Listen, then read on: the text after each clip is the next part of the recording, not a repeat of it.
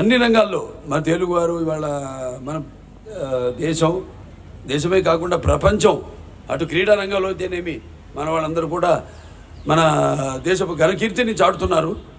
వాళ్ళందరూ కూడా ఈ సభాముఖంగా అలాగే జనని జన్మభూమిశ్చ స్వర్గాదపి గరీయసి ఎక్కడున్నా కూడా వాళ్ళు మన దేశాన్ని వాళ్ళు పుట్టిన గడ్డను మర్చిపోకుండా వాళ్ళు తమ పుట్టిన గడ్డకి వాడు రుణం తీర్చుకుంటూ ప్రాంతపు అభివృద్ధి కోసం వాళ్ళు కూడా ఎంతో పాటుపడుతున్నారు.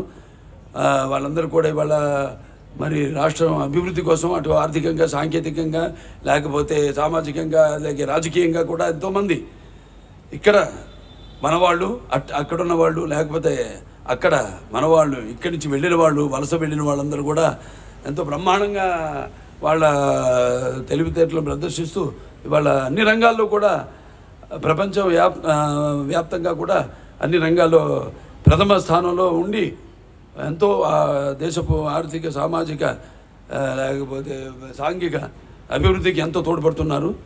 సో ఇవాళ మన అవసరం ప్రపంచానికి ఉంది. ఇవాళ అన్నిటికన్నా ముఖ్యంగా మనం ఈరోజు ఆలోచించాల్సింది దేశం మనకి ఏం చేసిందని కాదు, దేశానికి మనం ఏం చేస్తున్నాం అనేది. ఇవాళ మన దేశం ఇవాళ ఆర్థిక సంక్షోభంలో పూడిపోకుండా ఉందంటే ఇవాళ ఇంకా మన కాళ్ళ మీద మనం నిలబడుతున్నామంటే అది ఇక్కడున్న ప్రతి ఒక్కడి యొక్క తెలివితేటలు.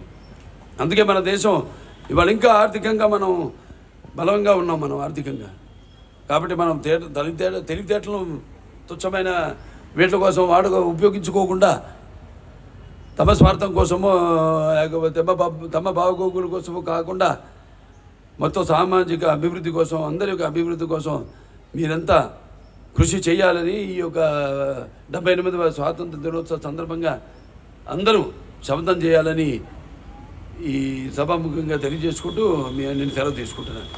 జై హింద్.